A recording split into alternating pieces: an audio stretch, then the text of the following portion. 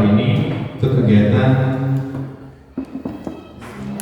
aksi nyata calon guru penggerak di SMP Negeri 12 Pertama-tama mari kita panjatkan puji dan syukur kehadirat Allah SWT yang telah memberikan rahmat dan hidayah kepada kita semua, sehingga kita masih diberikan kesehatan jasmani dan rohani, sehingga dapat berkumpul di ruangan lab IPA di SMP Negeri 12 ini. Dan kalau pula salawat dan salam kita aturkan kepada Nabi kita Nabi Muhammad SAW yang telah membawa kita dari zaman kegelapan menuju zaman yang terang benderang seperti kita rasakan pada saat ini. Baiklah, di sini saya selaku pembawa acara akan memimpin acara kita pada hari ini. Sebelumnya kita perkenalkan ada pemateri kita hari ini, yaitu Pak Dhani Warisman, guru SMP Negeri 12 sebagai CGP atau calon guru penggerak untuk tahun 2024. Langsung saja untuk pertama ini kita minta kepada pihak dari perwakilan dari Kepala Sekolah SMP Negeri 12 kepada Pak Wakil Kepala Sekolah Pak Ali untuk menyampaikan sambutannya kepada Pak Ali. Saya persilakan.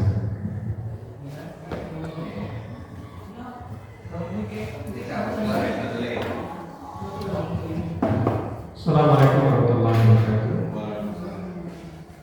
Alhamdulillah, kita bersyukur dari Allah Subhanahu wa taala atas segala nikmat yang diberikan kepada kita sehingga kita dapat diberi kesempatan untuk berkumpul di lab IPA SMP Negeri 12 Bengkulu Tengah ini dalam rangka kegiatan aksi nyata dari CGP.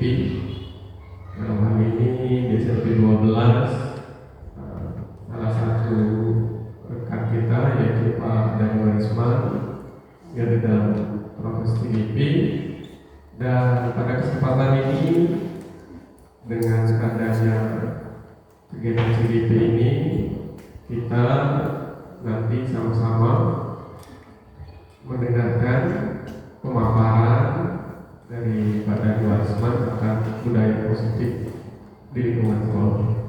Kemudian salam dari salam semoga senantiasa dicurahkan kepada tauladan terbaik bagi kita semua, yaitu Rasulullah SAW, dan mengucapkan Allahumma shalli ala sayyidina Muhammad wa ala ali sayyidina Muhammad. Bapak Ibu, terima guru serta segenap stakeholder yaitu SMP 12 Bengkulu Tengah dan juga beberapa guru dari SD 16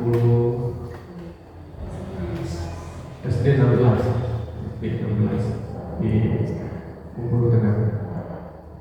Pertama sekali kami sampaikan permohonan maaf dari Kepala SMP Negeri 12 Bengkulu Tengah karena beliau tidak bisa menghadiri acara ini karena ada kegiatan kedinasan di Hotel Puncak Tahura di Kawasan Pondok.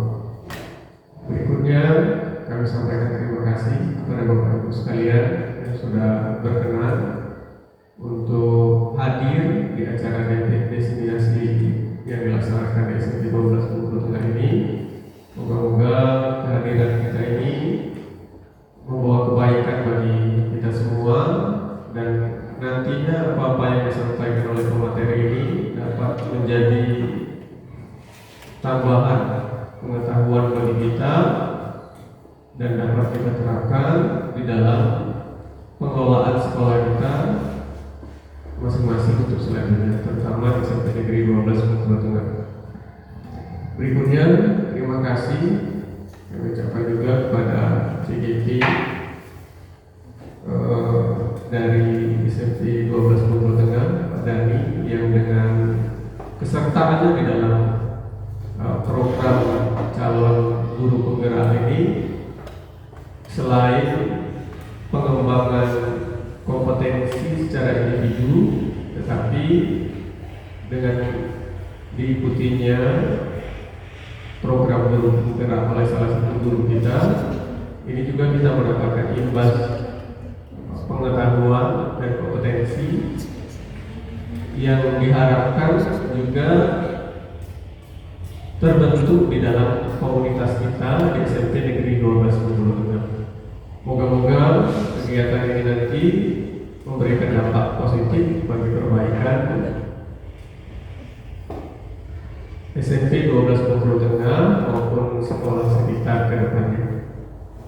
kira-kira itu yang dapat kami sampaikan kepada Pak Daniel Warisman yang pada kesempatan ini bertindak selaku pemateri. Kami mengharapkan nanti pemaparan sebaik mungkin dan hal teknis mungkin yang bisa disampaikan untuk perbaikan terkait dengan budaya positif yang akan kita bangun. Bapak Ibu sekalian, nanti kita sama-sama menyimak dan mendengarkan bersama, kiranya ini dapat memberikan manfaat bagi kita secara pribadi maupun lingkungan kerja kita masing-masing. Demikian disampaikan sambutan ini. Lebih dan kurangnya kami mohon maaf. Assalamualaikum warahmatullahi wabarakatuh.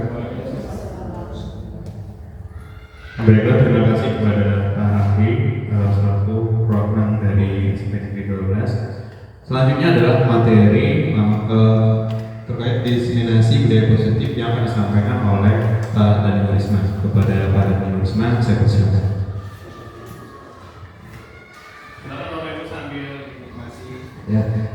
Ya, boleh kan yang ada minum, ada kue di depannya, silakan dinikmati. Ya. Ya, Assalamualaikum warahmatullahi wabarakatuh. Tidak banyak mukadimah, mungkin saya di sini langsung saja. Yang paling utama, saya ucapkan terima kasih kepada Bapak Ibu yang telah menyempatkan dan bisa hadir di sini. Ini adalah dalam kegiatan diseminasi budaya positif. Nah, ini adalah kegiatan saya dalam ikut sertaan saya dalam kegiatan guru penggerak. Nah, jadi ini termasuk paling besar. Silakan Bapak duduk.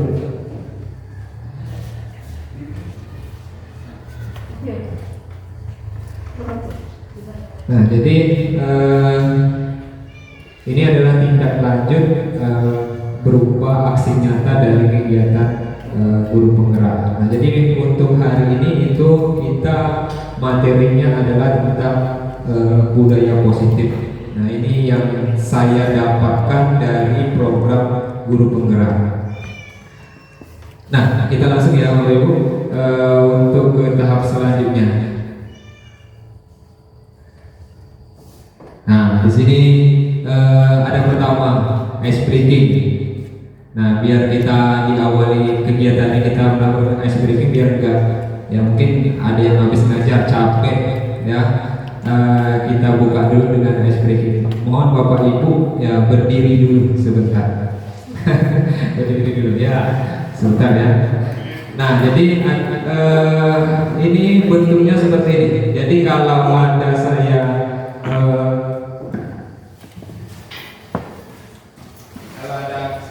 bilang tepuk 1, berarti tepuk ini. Tepuk 1, tepuk 2, tepuk 3, tepuk 4, tepuk 5. Nah, saya coba 1, tepuk 2, tepuk 3, tepuk 4, tepuk 5. Nah, itu ya, saya. Coba ya, konsentrasi ya, mari udah siap, kita coba ya. Tepuk 1, tepuk 1, tepuk 2, tepuk 3, tepuk 4, tepuk 5, tepuk 5 2 kali ya. Ya, tepuk tangan untuk semuanya. Ya, silakan duduk kembali. Nah, jadi ya ini hiburan untuk pertama ya. Jadi kelihatan mana yang konsentrasinya masih kuat atau enggak. Jadi dari sini kita bisa lihat. Nah, di sini sebelum kita ini kita tentukan dulu kesepakatan kita ya bersama-sama. Jadi yang pertama ya, saya minta tolong kepada Bapak Ibu mengikuti kegiatan ini seutuhnya sampai selesai.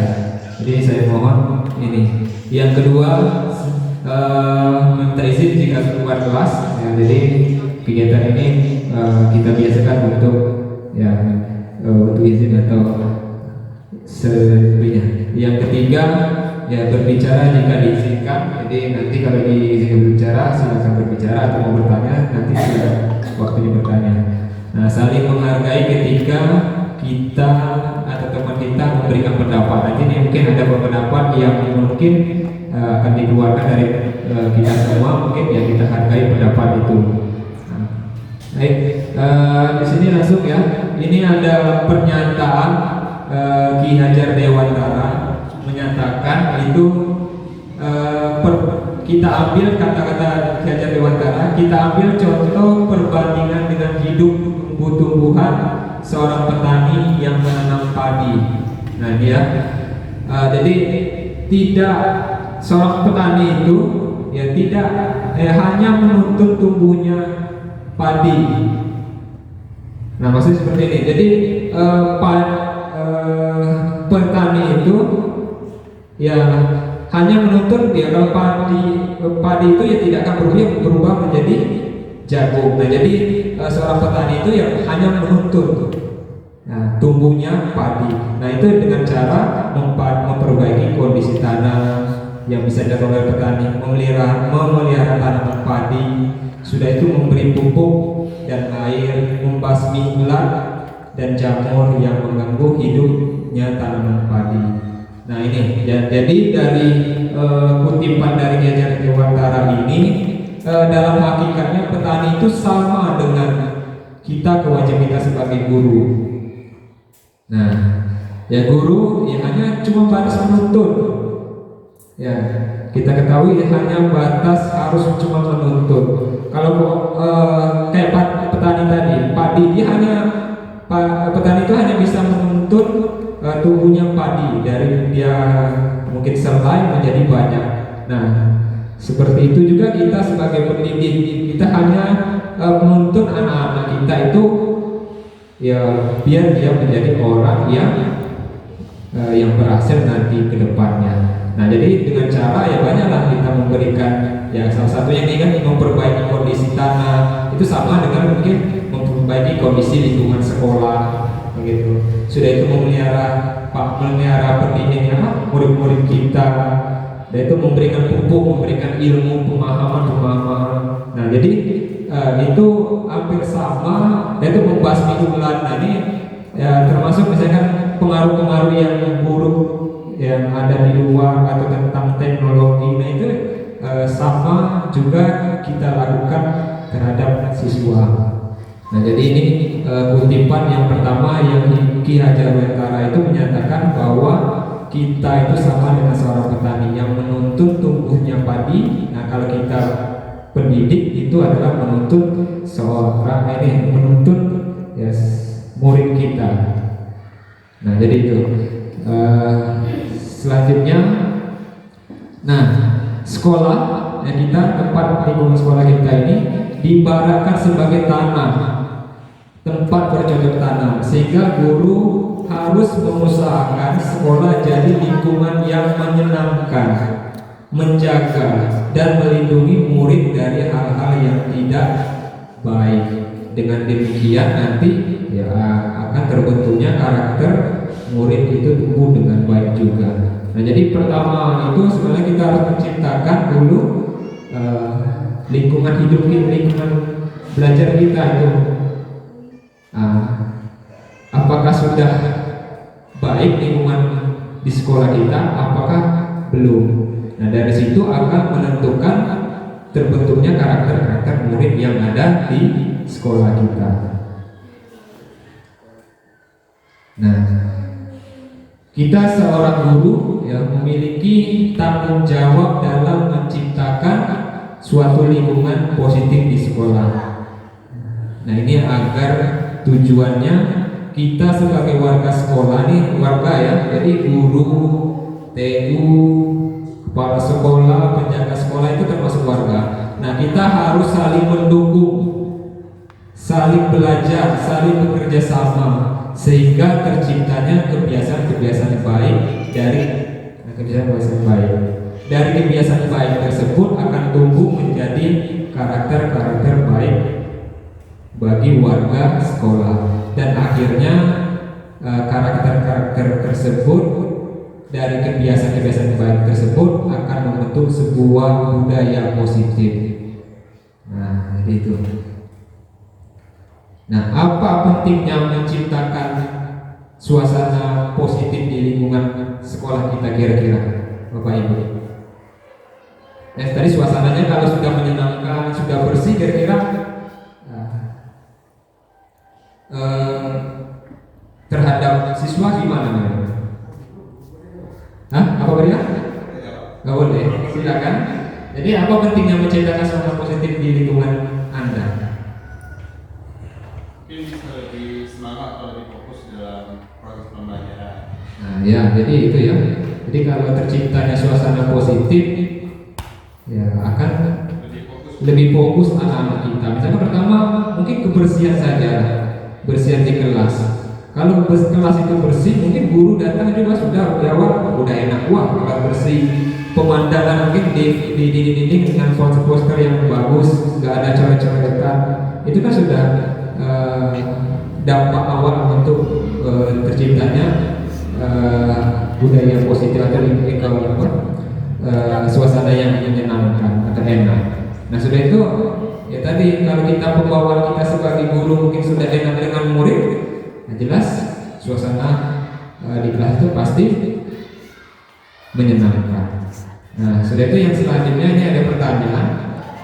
Nah bagaimana kita menciptakan suasana positif di lingkungan sekolah? Nah, ya bisa ya mulai dari diri sendiri, dari kita guru ya, guru. Nah, kira-kira seperti apa itu bentuknya?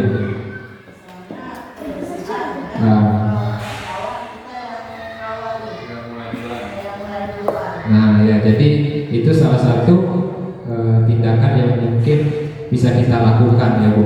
Jadi ya benar. Nah, mungkin ada tindakan-tindakan lain yang mungkin bisa menciptakan suasana positif yang ada di lingkungan sekolah kita. Nah nanti kita jelaskan ini. Yang selanjutnya, apakah hubungan menciptakan suasana positif dengan proses pembelajaran yang berpihak pada murid? Nah ini kalau di program guru penggerak ini kita bukan sebenarnya kita harus berpihak kepada murid. Intinya itu murid dan murid. Nah, dengan hubungan menciptakan suasana positif dengan proses pembelajaran yang berpihak pada murid, itu kira-kira apa yang bisa?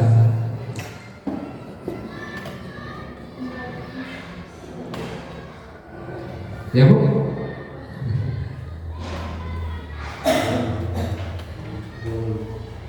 Ya, jadi maksudnya seperti ini.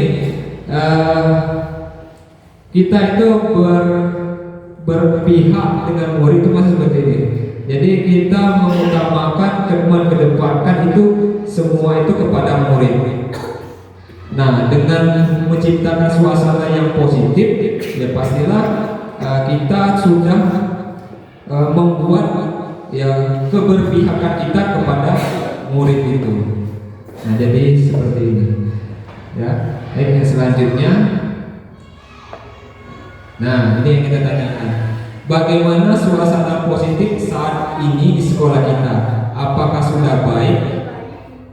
Bila belum, apa yang menurut Anda masih perlu diperbaikan dan dikembangkan? Nah, jadi ini sebuah pertanyaan. Ya, tanya diri sendiri kita. Mungkin kita sudah tahu. Ya, lihat sekolah kita kira-kira suasana positif di sekolah kita ini ya masih mungkin agak kurang. Nah, dari mungkin dirasakan, bukan mungkin, pasti dirasakan masih banyak kekurangan yang budaya-budaya positif atau suasana positif yang belum kita terapkan, belum kita sampaikan kepada murid. Nah itu jelas ya. Nah jadi kita harus memperbaiki itu. Nanti kita ada penjelasan-penjelasan yang mungkin ini akan bisa merubah suasana positif di sekolah kita. Nah sekarang seluruhnya saya minta tolong Bapak Ibu coba pejamkan mata Ibu dan Bapak. Nah, tolong pejamkan dan resapi. Ya, jangan tidur. Nah, yang pertama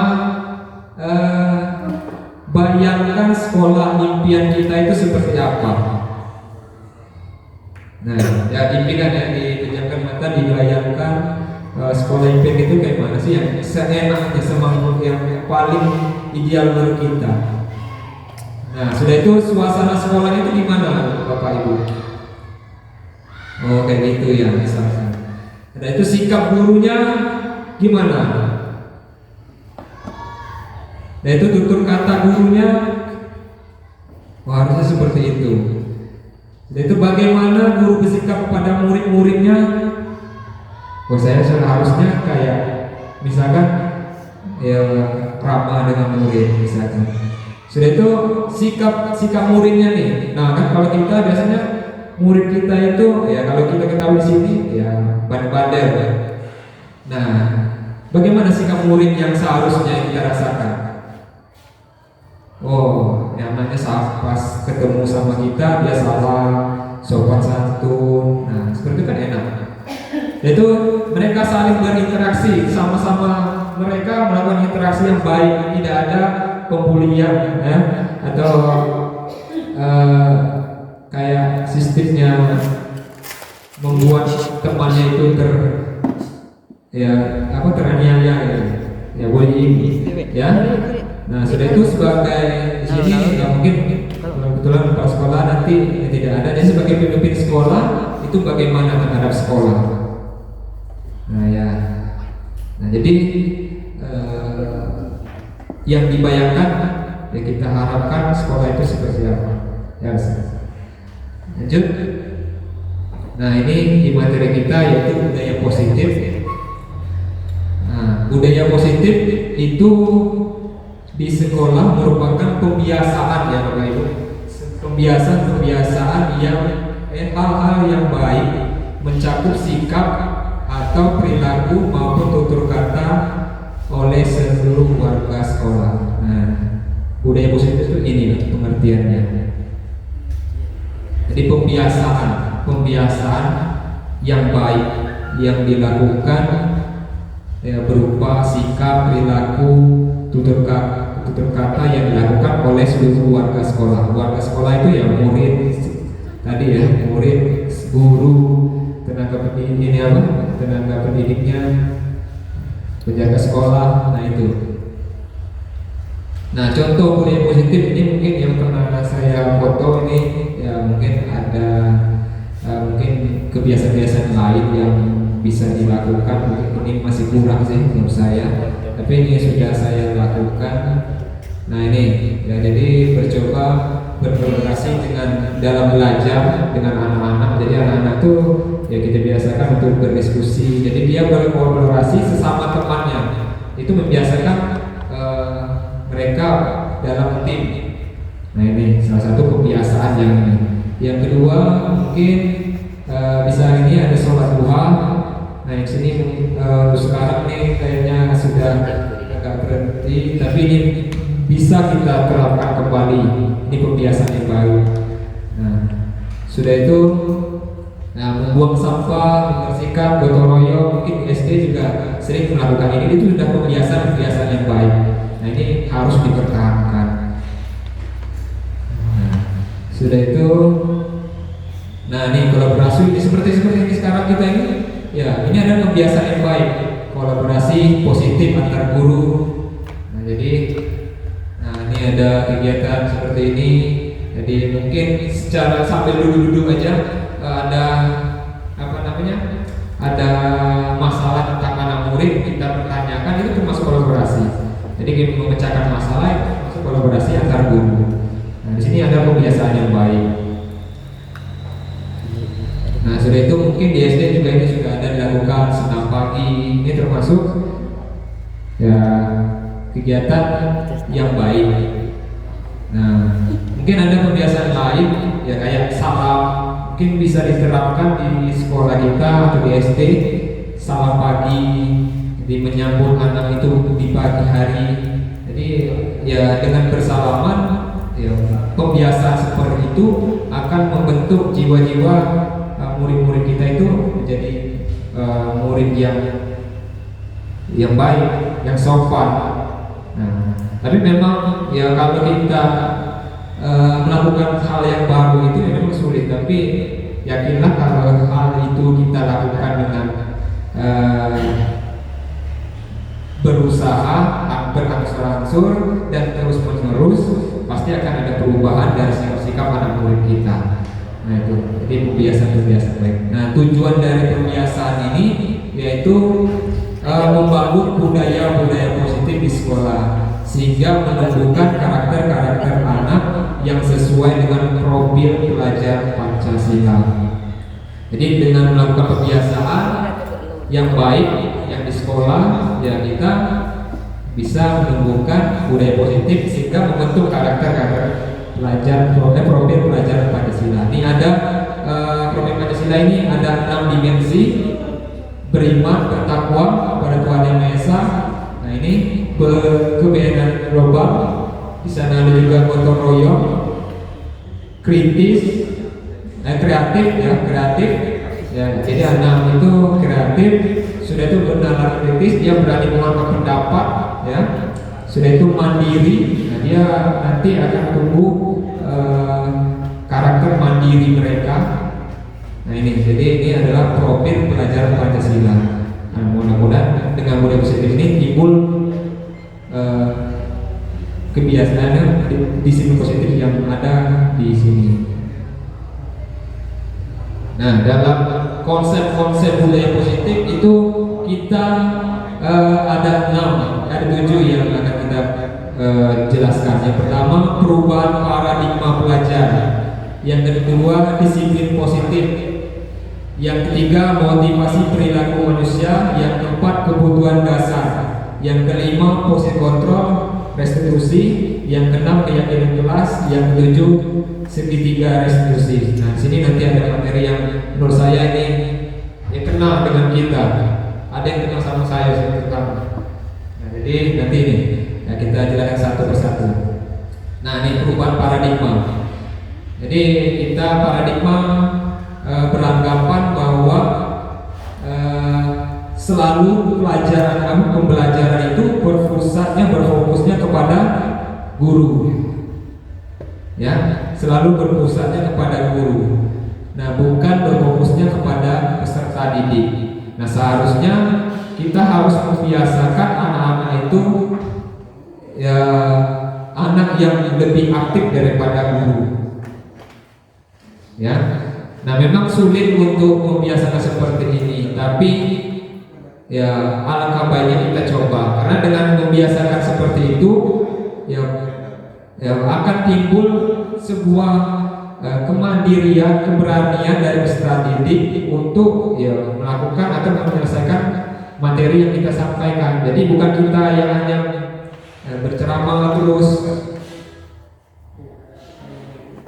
Nah, coba libatkan siswa dalam kegiatan pelajaran yang lebih aktif. Nah, ini ada teori kontrol dari William Glasser.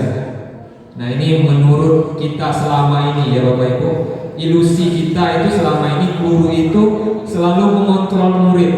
Kita yang mengontrol murid. Padahal sebenarnya bukan. Harus sebenarnya ya bisa muridlah yang lebih aktif dari gurunya. Yang kedua, ilusi bahwa semua penguatan positif efektif dan bermanfaat. Ini maksudnya kayak gini.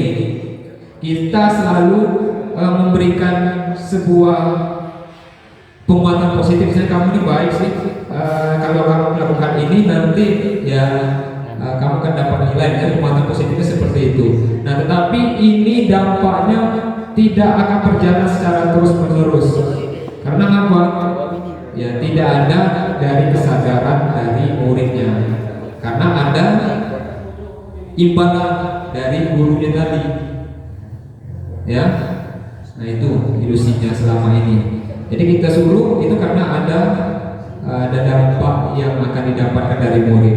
Yang ketiga, ilusi bahwa kritis dan membuat orang merasa bersalah dapat membuat karakter. Nah, jadi selama ini mungkin kita berpikir ya dengan memarahi, memberi kritik, ya selama ini pasti anak itu akan bebal sudah itu kan akan lebih kuat. Nah, tapi sebenarnya tidak seperti itu. Ada siswa itu yang dia kita kritik, yang kita marahi itu dia tambah ngedon, mental mereka akan terganggu. Nah ini sebenarnya ilusi kita selama berangkat seperti ini selama ini itu salah.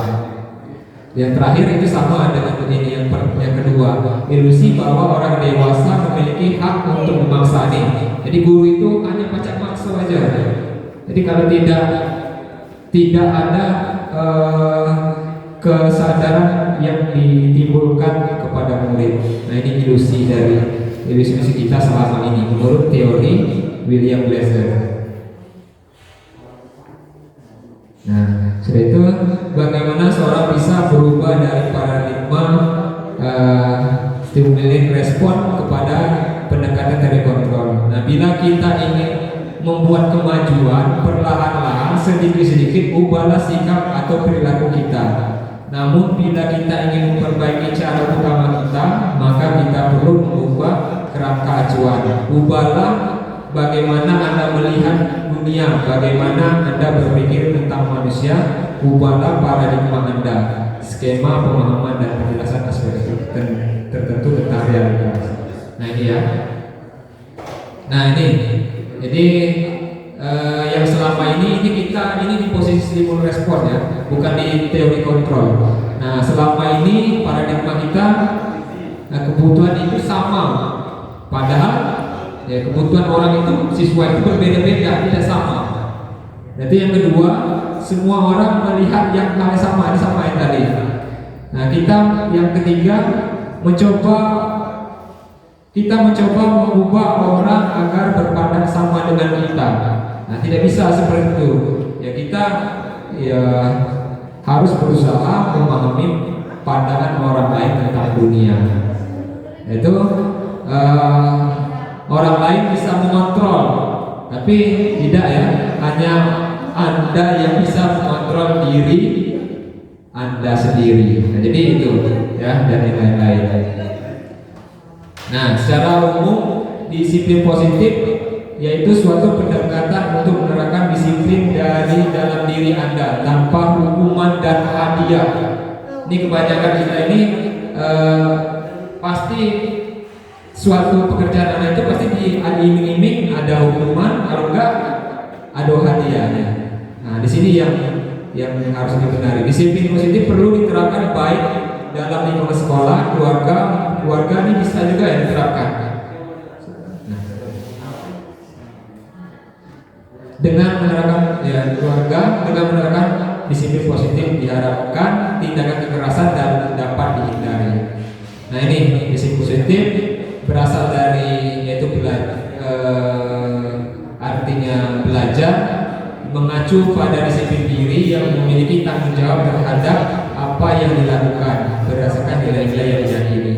Nah disiplin positif merupakan salah satu cara penerapan disiplin yang bertujuan untuk menumbuh kesadaran serta memberdayakan peserta didik tanpa imbalan atau penghargaan, reward atau ancaman atau hukuman. Nah, sebagai pendidik tujuan kita yaitu menciptakan peserta didik yang memiliki disiplin diri sehingga mereka berperilaku mengacu kepada nilai-nilai kebajikan universal. Nah, ini nilai-nilai kebajikan yang kita yang harusnya ada pada diri kita. Ini yang ada berdasarkan institusi ini ada banyak ya. Ini yang saya ambil cuma 3. Jadi ada institusinya yang profil pelajar Pancasila itu nilai kebajikannya di sana ada beriman kepada Tuhan Yang Maha Esa, berbhinneka tunggal global, gotong royong, mandiri, kreatif, nah toleransi. Kalau di Ibo ya rasa terhormat, mandiri, empati, kreatif, kerjasama, yaitu tidak merendahkan orang lain dan memberikan yang terbaik dari diri kita. Nah ini adalah nilai-nilai dari kebajikan. Nah konsep disiplin dibagi menjadi 2. Ada yang gagal dan ada yang tidak. Nah ini yang gagal. Konsep disiplin dengan identitas gagal. Biasanya itu hukuman. Hukuman itu biasanya bersifatnya menyakitkan, tidak nyaman, peserta didik merasa takut, memaksa murid dan menyembunyikan kesalahan. murid jadi rendah diri. Ini jadi konsep disiplin yang selama ini mungkin sifatnya menghukum, ya ini berdasarkan identitasnya itu pasti gagal, karena ini sifatnya menyakitkan, tidak nyaman terhadap murid. Nah, yang sukses ini adalah konsekuensi. Nah, bukan menghukum, yang beda. Konsekuensi dengan menghukum berbeda. Nah, restitusi itu berbeda juga. Nah, yang kalau konsekuensi itu ya sesuatu harus terjadi apabila kamu lakukan. Misalnya kalau korban, kalau dalam korbannya korban merasa diabaikan, murid menghormati peraturan, itu konsekuensi. Kalau restitusi menguatkan murid dalam jangka panjang, korban mendapatkan ganti dari yang disalahkan. Nah itu ya.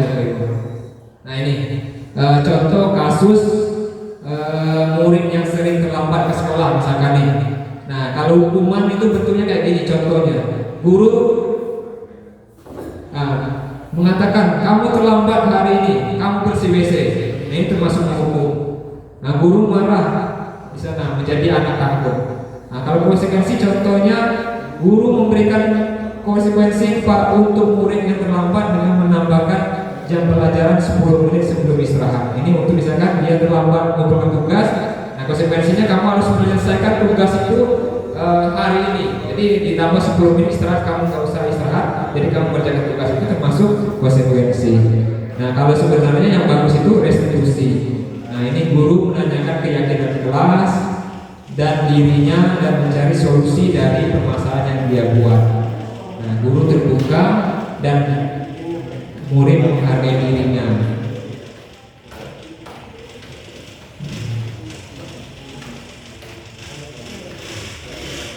Nah ini ada mungkin kata-kata memberikan penghargaan itu berpengaruh jangka pendek atau panjang. Penghargaan itu tidak efektif. Penghargaan itu merusak hubungan. Penghargaan mengurangi ketepatan. Penghargaan menurunkan kualitas. Nah menurut Bapak Ibu nih, yang secara logikanya memberikan penghargaan itu kira-kira dari segi ini apa yang Bapak Ibu kira-kira yang sering terjadi atau mengena? Kita memberikan suatu penghargaan kepada murid kita, ya kan? Yang sering terjadi itu terhadap siswa kita atau murid kita itu apa kira-kira yang sering terjadi? Hah? Motivasi.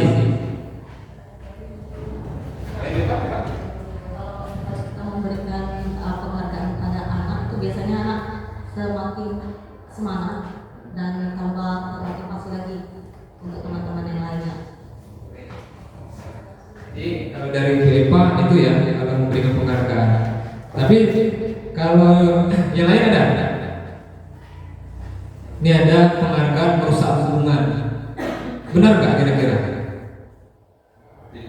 Tidak. Ya.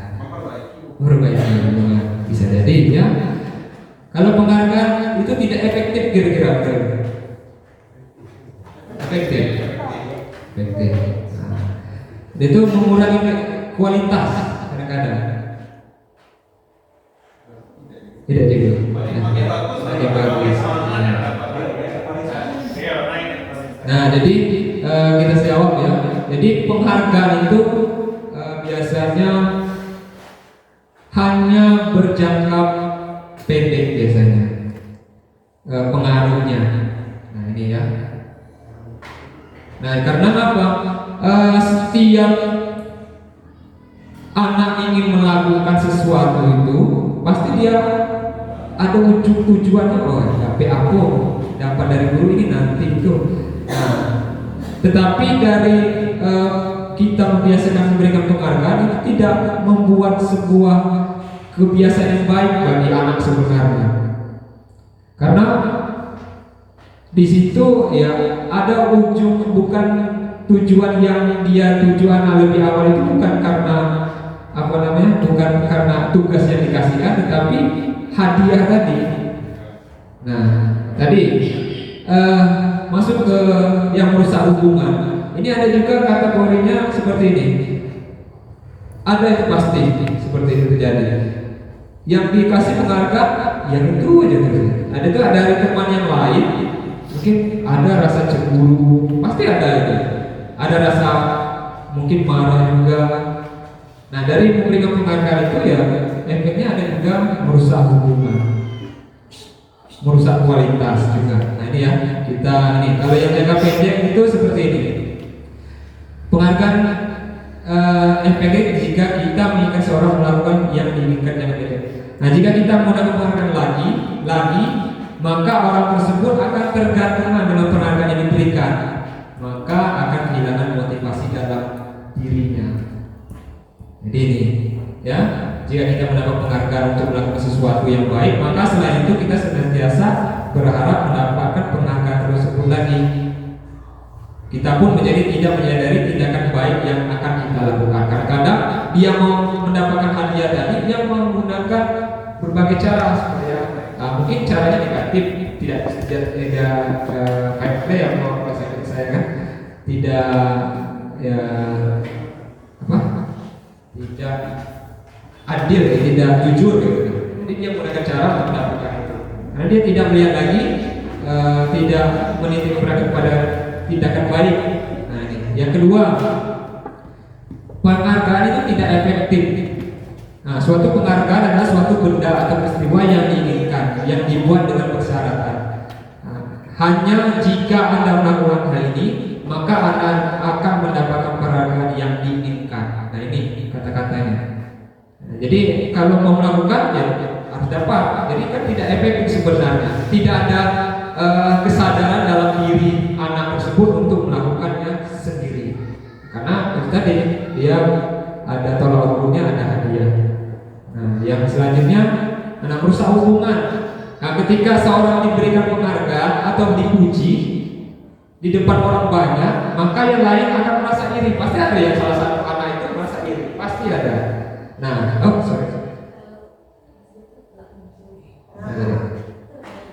uji ya bahasanya. Nah nih, sebagian dari mereka akan tidak menyukai orang yang diberikan penghargaan tadi. Pasti cari muka kalau bahasa orang ini kan. Nah seperti itu. Jadi ada unsur memberi penghargaan itu merusak hubungan. Dan itu mengurangi ketepatan, ya. Nah, menurunkan kualitas. Ya, pengamatan dilakukan oleh sekelompok mahasiswa yang sedang kerja praktik di sebuah surat kabar universitas. Saat itu mereka sedang belajar menulis sebuah artikel tentang sebuah judul berita utama. Seiring waktu, mahasiswa tersebut semakin mampu bekerja dengan cepat. Kemudian ada beberapa mahasiswa yang dibayar untuk setiap judul berita utama yang mereka mampu hasilkan. Dan setelah beberapa lama, mahasiswa dan mahasiswa itu yang dibayar itu hasil kinerjanya berhenti berkembang. Mereka tidak menerima bayaran terus-menerus, berupaya untuk mengasah diri menjadi lebih baik. Nah ini ya, menurunkan kualitas. Ya silakan. Jadi ya dengan ada penghargaan itu biasanya menurunkan kualitas kita dalam melakukan sesuatu. Nah ini.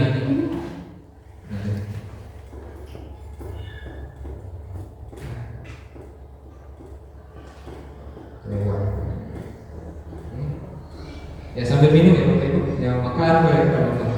Nah penghargaan ini ya sudah cukup, penghargaan menghukum. Nah ini ya penghargaan menghukum mereka yang tidak mendapatkan penghargaan. Ini maksudnya ya, misalnya dalam sistem ranking, mereka yang mendapatkan ranking kedua akan merasa paling dihukum. Memberikan penghargaan dan hukuman adalah hal yang sama karena kedudukannya mencoba mengendalikan perilaku seseorang. Karena orang pada dasarnya tidak suka dikendalikan dalam jangka waktu lama, penghargaan akan terlihat sebagai menghukum. Jika suatu penghargaan diharapkan, namun Anda tidak mendapatkannya, Anda akan merasa dihukum. Nah maksudnya seperti ini. Jadi sistem ranking ya, mungkin kalau di sekolah-sekolah kita kan sekarang pemerintah sudah membuat ya tidak ada lagi ranking. Nah ini maksudnya. Jadi dengan membuat ranking itu termasuk menghukum. Ya karena dalam pemahaman saya yang telah saya dapatkan Ya kalau anak itu tapi niatnya memang bagus, tapi ada yang tidak. Nah, misalkan ini, ada yang dia mendapatkan ranking itu, yang dia mendapatkan ranking, jadi dia terpaksa harus mempertahankan ranking itu atau juara itu. Nah, dengan cara ya kalau dengan berbagai cara, dia dengan berusaha, ya itu baik maksudnya. Tapi dari memberikan penghargaan dengan ranking ya tadi ya bisa itu jadi dia terpaksa untuk melakukan biar dia tetap di ranking itu tadi. Nah, seperti itu maksudnya. Nah, ice breaking lagi. Aku udah ice breaking ini. Ya, lanjut aja ya Bapak Ibu biar kita. Nah, ini ada motivasi perilaku manusia. Ini menurut Dian Gosser dalam bukunya Restus menyatakan ada 3 motivasi perilaku manusia. Yang itu satu, untuk menghindari ketidaknyamanan atau hukuman. Ini adalah tingkat terendah dari motivasi perilaku manusia. Biasanya orang yang termotivasi perilakunya untuk menghindari hukuman, ketidaknyamanan akan bertanya apa yang akan terjadi bila saya melakukannya. Sebenarnya mereka sedang menghindari permasalahan yang mungkin muncul dan berpengaruh pada mereka secara fisik, psikologis maupun tidak terpenuhinya kebutuhan mereka. Nah, bila mereka tidak melakukan tindakan tersebut, motivasi ini adalah motivasi eksternal, jadi dari luar. Nah, jadi motivasi ini maksudnya seperti ini. Jadi dia menghindar dengan hal-hal yang disuruh, jadi diperintahkan, karena dia nanti akan menghindari sebuah tanggung jawab nanti kalau tidak berhasil mungkin dapat hukuman. Nah, di sini dia termasuk dalam posisi menghindar. Yang kedua, untuk mendapatkan imbalan atau penghargaan. Ini motivasi manusianya yang kedua, yaitu motivasi karena untuk mendapatkan imbalan dan penghargaan dari orang lain. Nah, ini bisa dilihat salah satu tingkat dari motivasi pertama tadi ini agak lebih bagus sedikit. Di sini orang yang berperilaku untuk mendapatkan imbalan atau penghargaan dari orang lain dengan motivasi ini akan bertanya apa yang saya dapatkan apabila saya melakukannya. Nah, jadi motivasi untuk melakukan suatu kegiatan, ya mereka akan menanyakan apa imbalan yang mereka dapat dari melakukan kegiatan tadi. Yang ketiga, untuk menjadi orang yang mereka inginkan dan menghargai diri sendiri dengan nilai-nilai yang mereka percayai. Nah, ini adalah motivasi internal yang dari dalam diri, karena mereka atau anak-anak tersebut melakukan sesuatu yang berdasarkan keinginan mereka. Ini motivasinya. Jadi tanpa ada iming-iming atau takut hukuman yang akan didapatkan. Nah, ini. Nah, dari ketiga motivasi tadi, motivasi mana yang paling banyak mendasari perilaku murid-murid kita di sekolah? Kebanyakan. Apa Mario kira-kira? Yang pertama tadi karena dia takut dihukum. Nah, motivasinya. Yang kedua karena ada imbalan. Yang ketiga dengan sendirinya, kesadarannya. Kira-kira di sekolah kita apa ya masing-masing? Hah? 1 dan 2. Iya, Ibu Eci. 1 dan 2. Ya, belum ada kesadaran dari siswa kita. Yang di RSD sama ya. Jadi karena ya itu tadi kan kita belum membiasakan kebiasaan-kebiasaan baik atau budaya-budaya positif yang belum kita biasakan di sekolah. Nah, jadi ya rata-rata seperti itu ya. Nah, yang kedua, strategi apa yang selama ini Anda terapkan untuk menanam disiplin positif pada murid Anda, dan bagaimana hasil dari perilaku murid-murid Anda? Nah, kira-kira kalau dari SMP apa kira-kira Aryo strateginya kira-kira yang kita terapkan SMP? Kalau saya pertama itu menciptakan menciptakan suasana yang menyenangkan. Nah, hasilnya anak-anak mungkin lebih semangat dan lebih fokus juga kan, bisa rasanya itu lebih maksimal. Misalnya kalau dari saya sendiri itu di bidang seni. ya seni. Ya mungkin ya anak-anak kalau seni dan olahraga sama saya pasti senang kan. Ya, nah mungkin tanya sama Pak Rali, gimana kira-kira anak-anak di sini?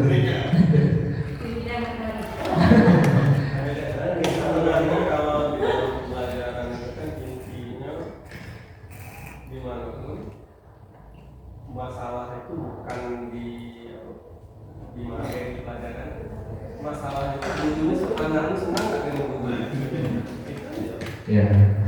Kalau anaknya senang dengan guru, berarti dia pelajaran itu masuk. Cuman kalau tidak senang nengok gurunya, nengok gurunya lain, nggak masuk.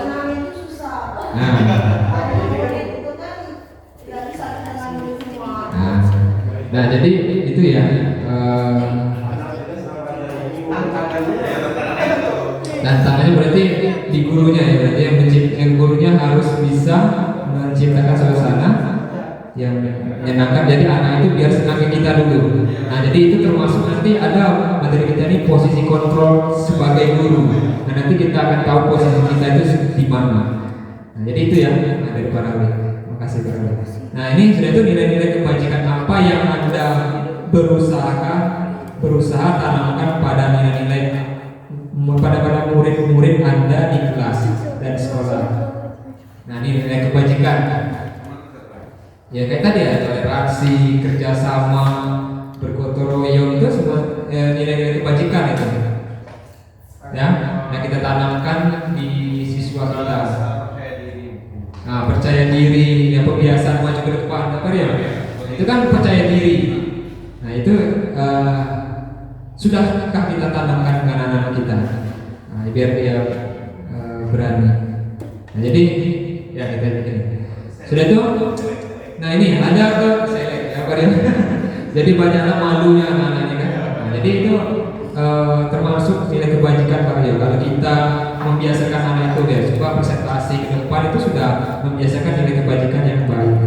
Karena terkadang anak sebenarnya bisa karena itu tadi Selek tadi itu mungkin yang kawan-kawan tadi tidak ada jiwa menghargai teman yang depan.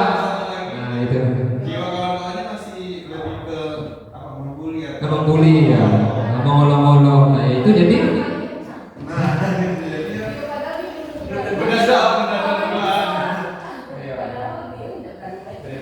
nah iya memang seperti itu. Nah, itulah kita sebenarnya sebagai guru menciptakan nilai-nilai kebajikan yang ada. Kita timbulkan, kita tanamkan nilai-nilai kebajikan yang ada pada murid kita.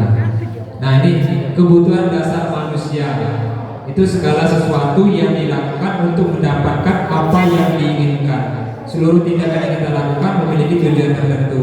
Dan semua usaha terbaik yang kita lakukan adalah dalam rangka agar kebutuhan dasar kita terpenuhi dengan baik.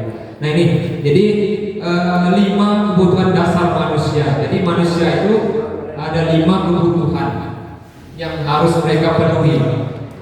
Nah, pertama bertahan hidup. Yang kedua kasih sayang dan rasa diterima. Dan itu ada penguasaan, ada kebebasan, ada kesenangan. Nah, ini kita guru siswa juga harus pasti membutuhkan 5 kebutuhan dasar manusia ini. Ya, nih kalau bertahan hidup pasti makan ya jelas ya, makan, pakaian, tempat tinggal. Kalau kasih sayang, rasa diterima, dipedulikan. Nah, kita guru juga merasa harus merasa kebutuhan kita itu harus dipedulikan dengan siswa, termasuk murid siswa juga. Ya harusnya dia harus dipedulikan. Mereka juga mau dipedulikan, merasa dia itu harus diterima. Ya.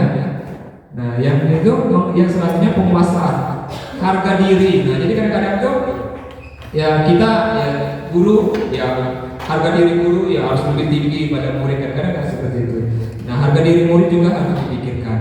Sudah itu memimpin ya kebebasan itu ada mandiri. Jadi anak itu ya dia harus mandiri, dia harus memiliki pilihan yang mereka pilih. Itu kesenangan. Ya. Mereka anak-anak ya bermain, humor. Nah itu yang mereka butuhkan. Ya tertawa. Kita juga sama. Nah ini ya Bapak Ibu sedikit kita tonton video ini.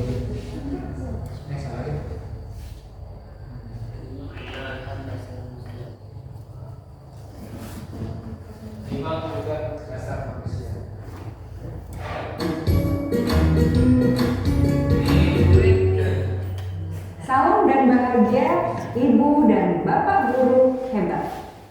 Untuk membangun budaya sekolah yang positif dengan lingkungan yang aman dan mendukung murid untuk menjadi pribadi yang berdaya, seimbang, dan bahagia, salah satu upaya yang dapat dilakukan oleh guru adalah memahami kebutuhan dasar yang mendasari perilaku murid. Pada video kali ini, kita akan membahas tentang 5 kebutuhan dasar manusia.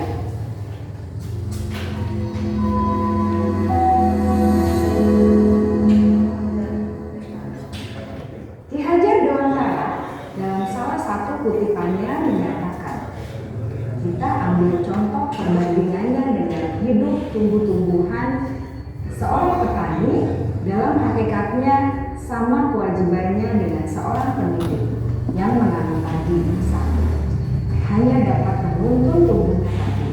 Ia dapat memperbaiki kondisi tanah, memelihara tanaman padi, memberi pupuk dan air, membasmi ulat-ulat atau jamur-jamur yang mengganggu hidup tanaman padi, dan lain sebagainya. Ketika guru memahami kebutuhan apa yang mendasari perilaku murid, guru berusaha menuntun dan mendukung murid dalam memenuhi kebutuhannya secara positif. Pada hakikatnya, guru tersebut ibarat seorang petani yang sedang berusaha memahami kebutuhan masing-masing tanaman, dan ia berusaha memenuhi kebutuhan tanaman tersebut agar dapat tumbuh dengan subur dan maksimal. Dr. William Glasser, seorang psikiater dari Amerika Serikat, menyatakan bahwa seluruh tindakan manusia memiliki tujuan tertentu, yaitu memenuhi kebutuhan dasarnya. Ketika kelima kebutuhan dasar telah terpenuhi secara memadai, maka murid akan tumbuh dengan seimbang dan bahagia. Sebaliknya, ketika kebutuhan dasar tidak terpenuhi dengan baik, maka seseorang akan mengalami emosi negatif seperti bosan, sedih, dan kecewa. Bahkan mereka dapat melakukan perbuatan yang bertentangan dengan nilai-nilai kebajikan atau melanggar peraturan. Dengan kata lain, perilaku buruk seseorang biasanya adalah respons dari kebutuhan yang tidak terpenuhi. Namun, mereka tidak tahu cara untuk menyampaikannya. Ada 5 kebutuhan dasar manusia menurut Dr. William Glasser, yaitu yang pertama, kebutuhan untuk bertahan hidup atau survival. Yang kedua,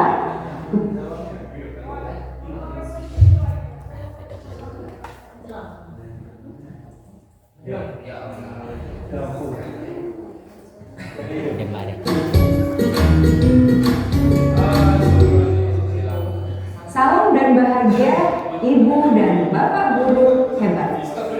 Untuk membangun budaya sekolah yang positif. Ya, langsung ya. 5 posisi kontrol guru. Nah ini, jadi ada 5 posisi kontrol guru, yaitu 1 penghukum. Ya, penghukum. Yang kedua, pembuat rasa bersalah. Yaitu posisi kontrol sebagai teman, guru sebagai teman, guru sebagai pemantau, dan yang terakhir guru sebagai manajer. Nah kira-kira dari 5 posisi kontrol guru, kita sebagai mana kira-kira posisi di sini? Nih ada penghukum, pembuat rasa bersalah, teman, pemantau, manajer. Kira-kira kita di mana? Hah? Hampir? hampir kan. Kebanyakan yang mana kira-kira? Penghukum. Nah ini ya. Jadi yang baiknya itu sebenarnya yang manajer. Nah ini kata-kata yang menghukum. Nah, seperti biasanya seperti ini. Patuhi aturan sekolah. Kalau tidak kau pasti WC. Nah seperti itu kan. Ya hukum dah ini WC. Awas kau tidak kerjokan. Nah seperti itu kan kata-katanya kan. Nah, kamu selalu saja salah. Nah ini si guru sebagai penghukum. Iya, tidak. Nah, jadi kalau penghukum itu biasanya nadanya suaranya tinggi, bahasa tubuhnya, matanya, jadi apa? Jari, nunjuk salah, kau punya, biasanya kan? Ya, seperti itu ya. Ya, contoh. Sudah itu biasanya coba tanyakan pada diri Anda bagaimana perasaan murid bila guru bicara seperti tersebut. Kira-kira kita sebagai murid gimana? Misalnya kita jadi muridnya, kira-kira gimana?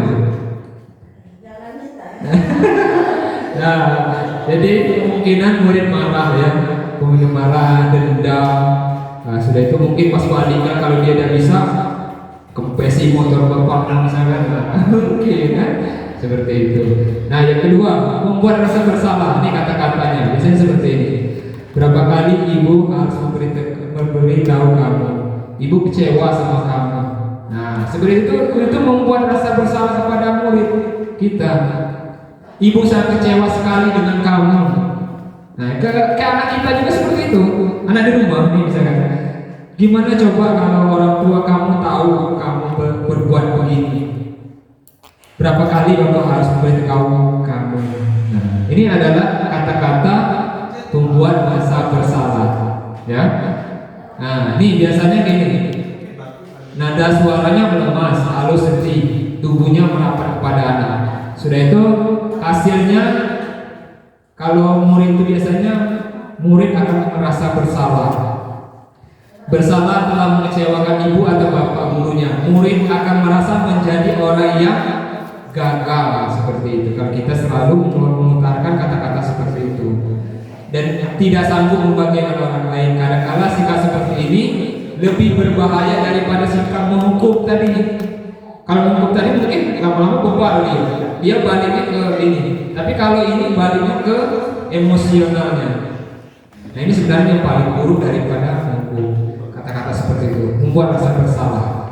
Ya. Nah ini sebagai temannya juga nih, mungkin Mario nih.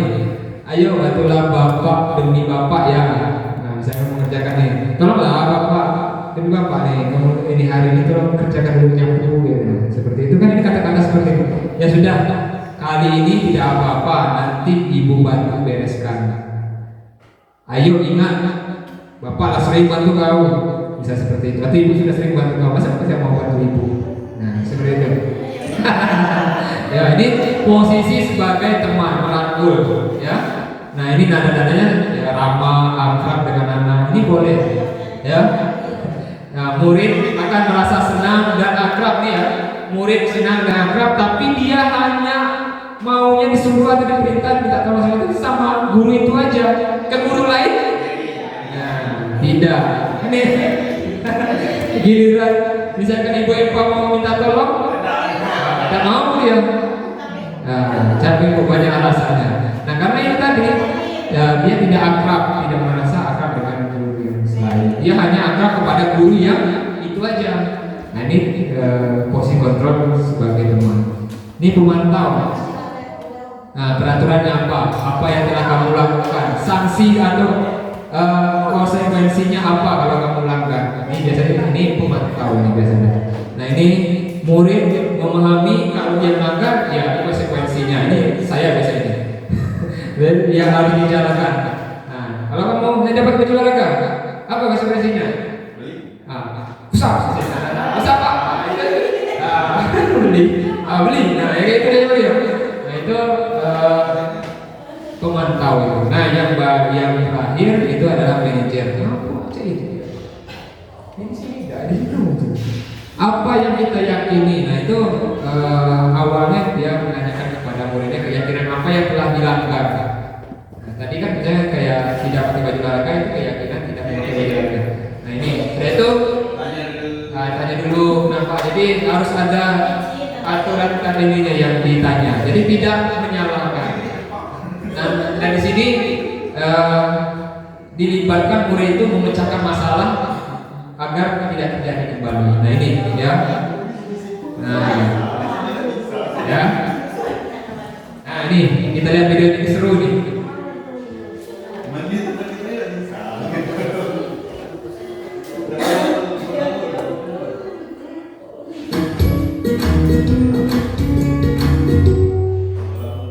Salam bahagia Ibu dan Bapak guru hebat. Dalam penerapan disiplin positif restitusi, salah satu program yang dikembangkan adalah 5 posisi kontrol.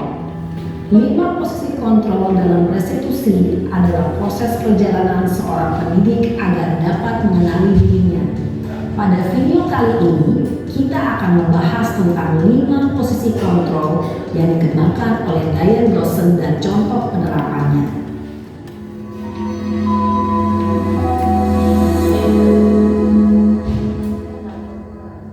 5 posisi kontrol itu adalah 1. Posisi penghukum, 2. Posisi pembuat merasa bersalah, 3. Posisi teman, 4. Posisi pemantau atau monitor, dan 5. Posisi manajer. Untuk lebih memahami kelima posisi tersebut, mari kita saksikan kasus Naren yang terlambat hadir 20 menit di sekolah dan melihat bagaimana kelima posisi kontrol dalam menghadapi masalah tersebut.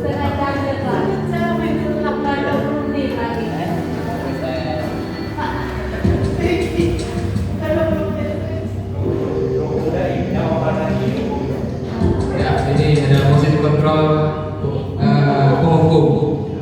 Naren! Sini kamu!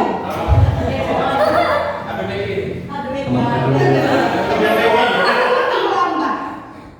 Kamu deh, pasti terlambat. Maaf Bu, saya Apa? Apa coba? Alasan kamu apa lagi? Kapan sih kamu tidak terlambat? Malas sekali ya kamu jadi anak. saya Dasar pemalas. Gak kapok-kapok sih kamu. Sudah berapa kali terlambat? Sana, kamu keliling lapangan basket 2 kali. kenapa saya basket Bu? Kenapa? Kamu melawan ibu. Berani-beraninya jawab. Sudah terlambat, masih berani jawab pula. Sekarang, keliling lapangan basket 5 kali sekalian. Biar kapok. Cepat. Pergi sana ke lapangan basket. Posisi penghukum biasanya berbicara dengan nada tinggi, menghardik, menunjuk-nunjuk, menyakiti, dan menyindir. Hukuman bisa berupa fisik maupun psikis. Ibu dan Bapak guru hebat, dampak yang terjadi pada murid ketika guru berada pada posisi penghukum adalah murid cenderung akan memberontak, bahkan menyimpan dendam.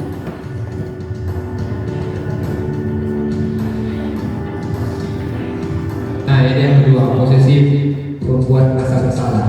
Sama, modelnya sama.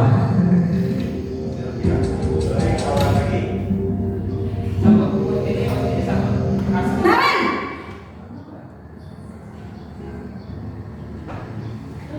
Selamat pagi Bu. Naren, kamu kenapa terlambat lagi, nak? Ya Tuhan, Naren, kamu senang ya bikin ibu susah ya? Kalau kamu terlambat lagi, nanti ibu yang ditegur bapak kepala sekolah, nak. Bisa-bisa ibu tidak bisa menghina kamu. Duh, gimana ini? Maaf Bu.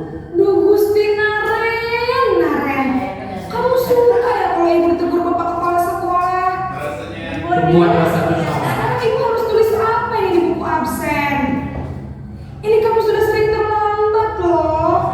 Ibu harus apa coba? Maaf Bu. Maaf sekali.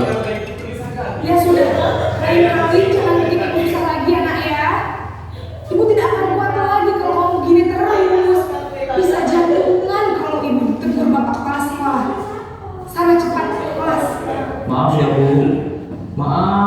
sekali.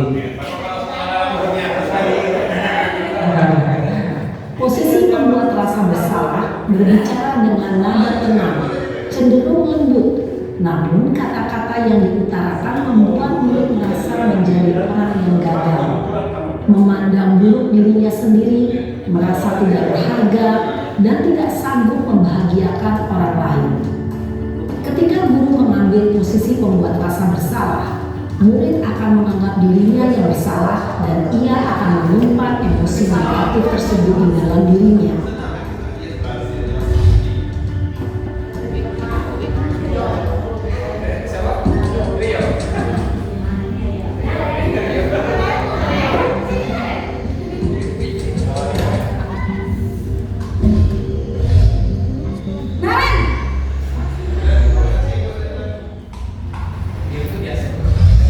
Selamat pagi Bu.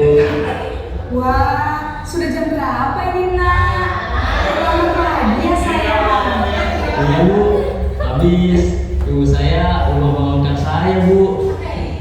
Kamu malah menyalahkan ibu kamu. Kamu bukannya anak yang larinya paling kencang. Kok terlambat sih?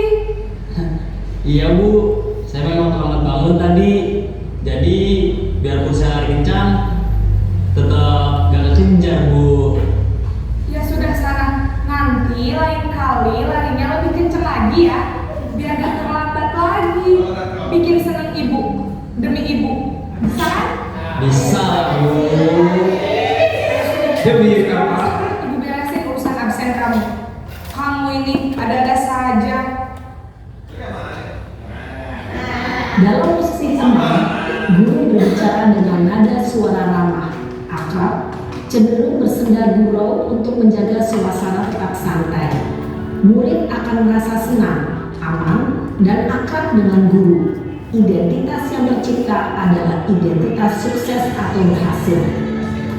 Namun, perlu diingat, karena ini masih dorongan eksternal, maka ada faktor ketergantungan dari murid kepada orang tertentu. Di sini guru absennya, sehingga di lain waktu murid bisa berperilaku baik, namun hanya kepada orang-orang tertentu saja.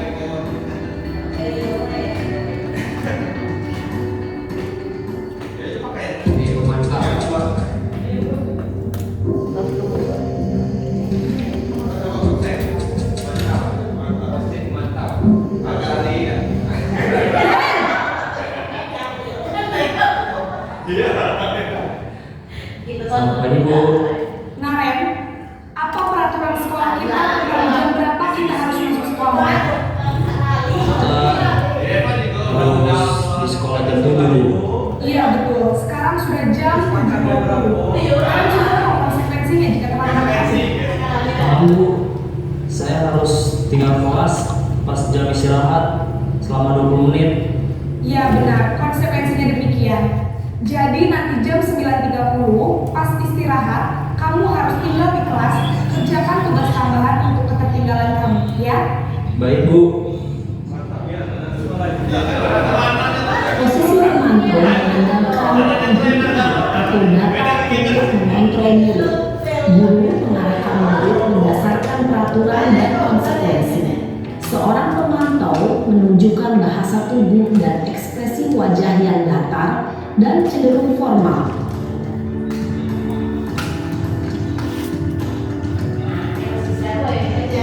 Manajer.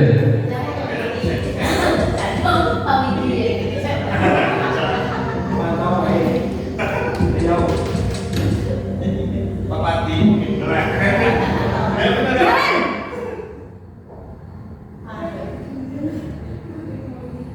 Selamat pagi Bu. Selamat pagi Naren. Maaf Bu, saya terlambat. Iya, sekolah masuknya jam 7, sekarang sudah jam 7.20. Jadi sekarang bagaimana ini Naren? Maaf Bu, saya lupa setel alarm saya semalam. Baiklah, menurut kamu, keyakinan sekolah yang mana yang perlu kamu tingkatkan? Menghargai diri sendiri dan orang lain mungkin ya Bu. Setuju. Jadi, apakah Naren meyakini prinsip saling menghormati tersebut? Iya Bu, saya meyakininya. Apakah kamu bersedia memperbaiki masalah keterlambatan ini? Bersedia Bu. kamu akan perbaiki masalah keterlambatan ini? Saya akan coba untuk tidak lupa menyetel alarm saya, Bu.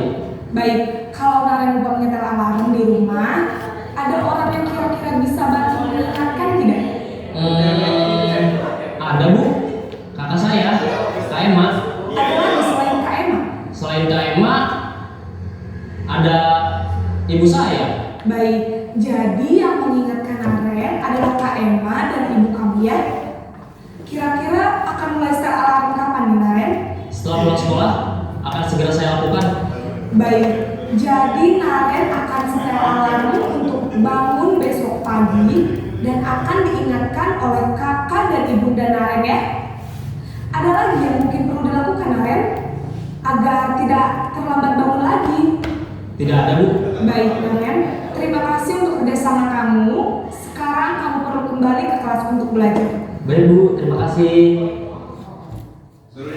Posisi manajer adalah posisi kontrol yang disarankan untuk membimbing murid memiliki sikap disiplin yang positif, yaitu murid yang mandiri, bertanggung jawab, dan dapat memecahkan masalah. Tujuan dari posisi ini adalah agar murid dapat berefleksi atas tindakannya. Guru akan dengan tulus memberikan pertanyaan-pertanyaan bermakna, sehingga membuat murid dapat belajar dari kesalahannya dan mencari sebuah solusi untuk menyelesaikannya.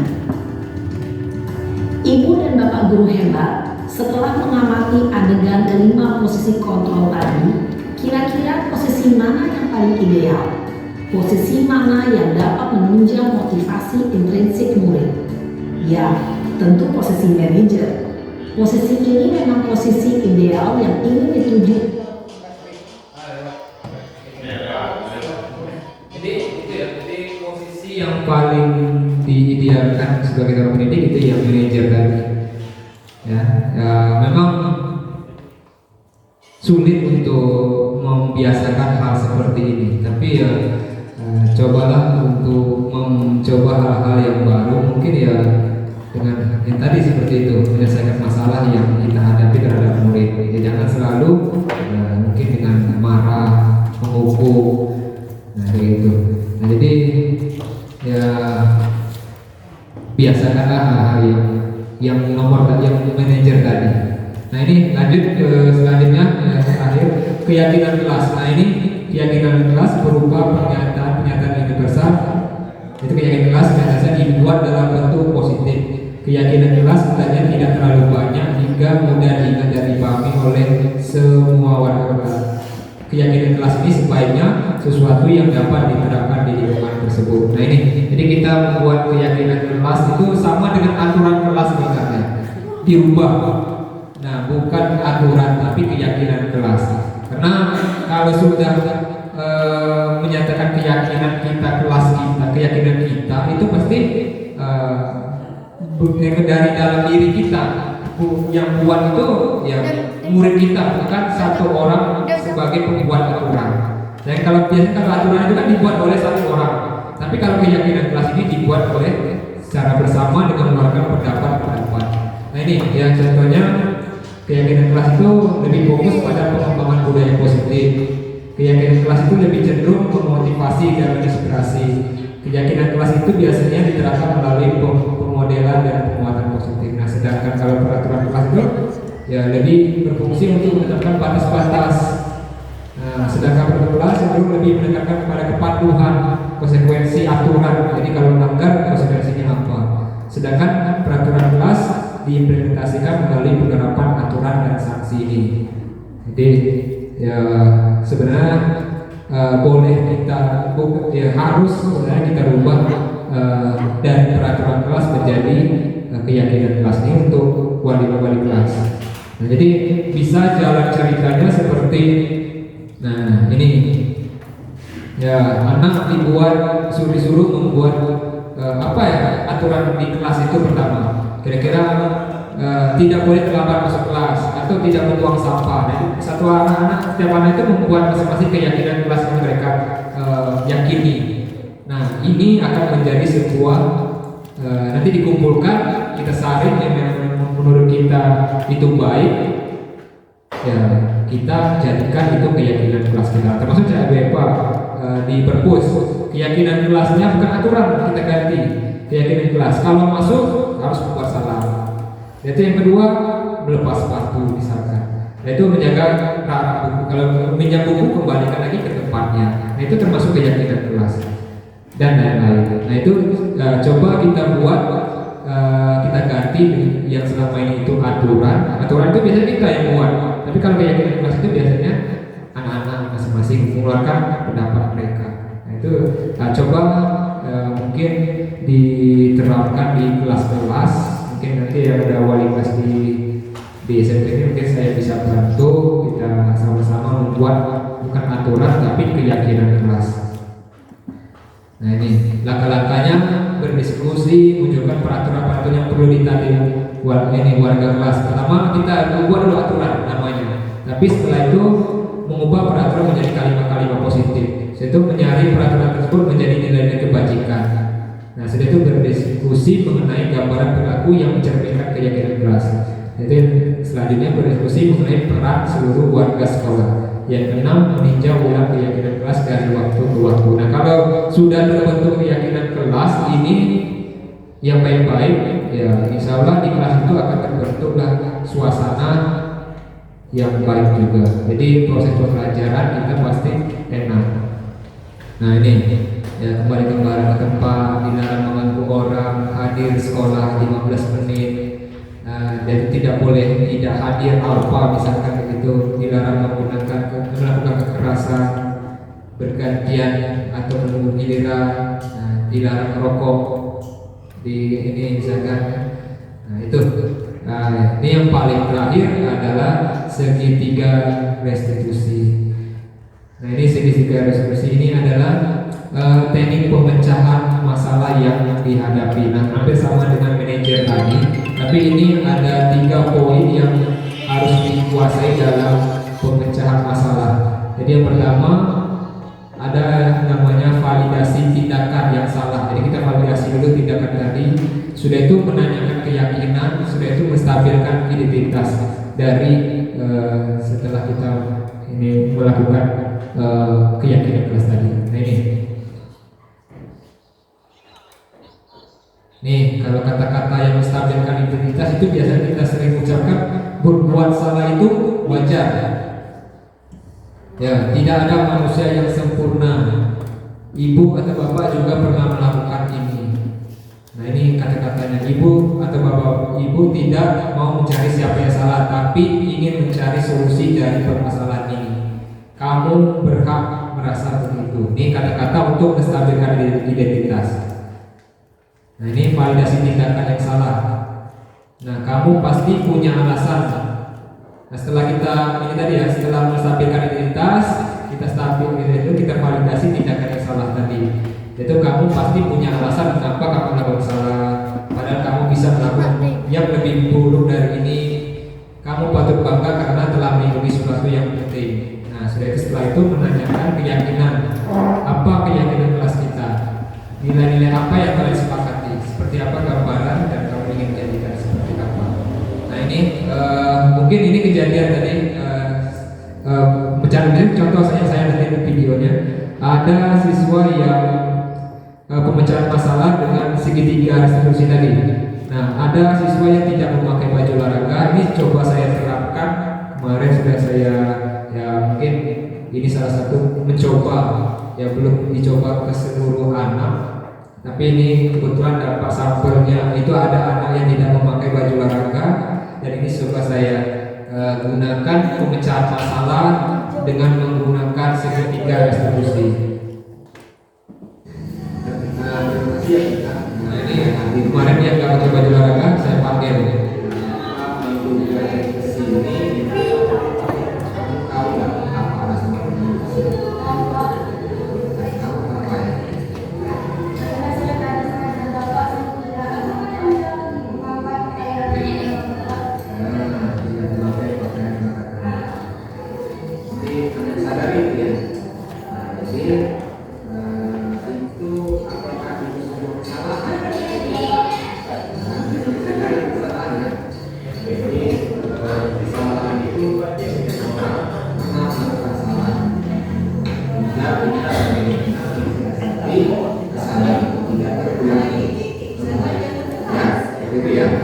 Jadi hari ini kita cari solusi dari kesalahan yang telah kamu buat, betul nggak?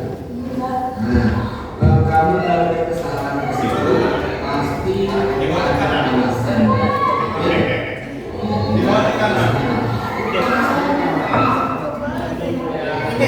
Masih basah berarti ya? Apa sampai basah itu baru uji sekarang?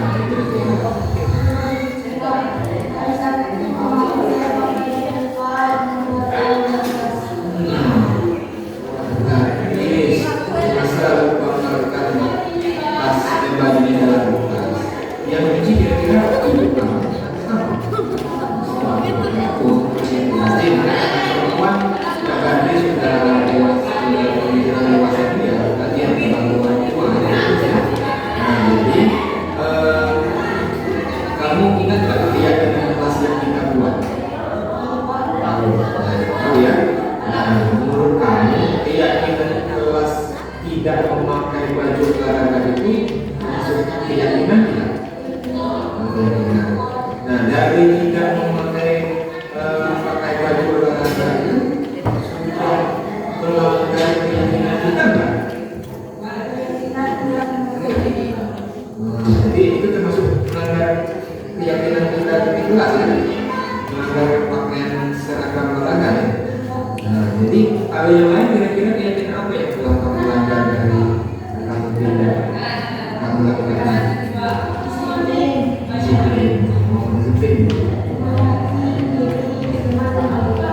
Yang benar ya. Jadi disiplin kalau ini sudah kalau kita sudah membuat keyakinan adalah kita membiasakan disiplin kita. Ya. Sudah itu hormati diri kamu itu jelas. Apalagi orang lain berbapak juga ya. Jadi menurut kamu keyakinan ini memakai baju olahraga ini penting nggak bagi kamu?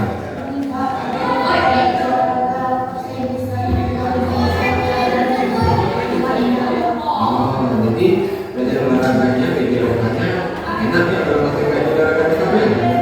Nah ini ya betul ya, karena di olahraga itu prakteknya. Jadi saya coba memang ya di sana tadi ya memang ya masih banyak kata-kata yang memang tidak ya memang sulit kita membiasakan posisi dari segitiga restitusi tadi. Tapi bisa kita coba dalam pemecahan masalah itu dengan tidak dengan ya marah-marah. Nah, dari segitiga restitusi ini ya diharapkan anak itu ya dia mengakui kesalahan dia, sudah itu dia bisa menyelesaikan masalah dia biar tidak terulang kembali, dan di situ ada tanggung jawab dia bisa lebih baik dari yang sebelumnya. Nah, jadi itu tujuan dari penyelesaian segitiga restitusi. Nah, di sini terakhir kesimpulan, sebagai manajer, guru harus melibatkan murid dalam mencari solusi permasalahan, itu menganalisa kebutuhan murid dan mengarahkan bagaimana murid agar dapat memenuhi kebutuhannya. Nah, penerapan restitusi dengan tahapan segitiga restitusi akan menghasilkan solusi pemecahan masalah yang efektif, dan dalam menentukan keyakinan sekolah haruslah berdasarkan nilai-nilai kebajikan, profil pelajar Pancasila, sehingga akan lebih mudah diterima anak. Nah, sejatinya budaya positif dibangun agar kita hidup di dunia ini dengan senang dan tenang dan bahagia. Nah, terima kasih. Nah, jadi kebiasaan-kebiasaan di sekolah yang baik yang bisa kita terapkan terus-menerus itu ya harapan kita pastilah akan menumbuhkan ya sebuah karakter yang baik.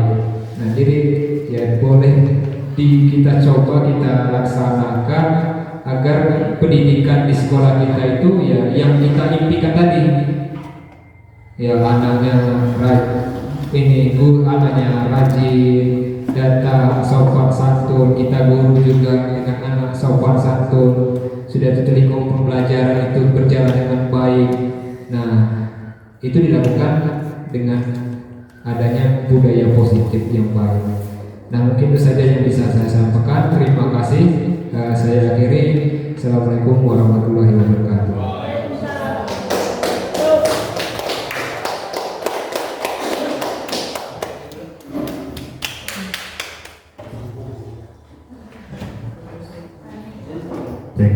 Oke, baiklah, terima kasih atas materinya untuk hari ini oleh Pak dan Ibu Risma. Semoga bermanfaat untuk kita semuanya dan juga untuk kebaikan sekolah kita. Baiklah, mungkin ada salah kata dalam membawakan acara hari ini. Saya minta maaf pada Tuhan saya mohon. Saya akhiri. Wabillahi taufiq wal hidayah. Assalamualaikum warahmatullahi wabarakatuh.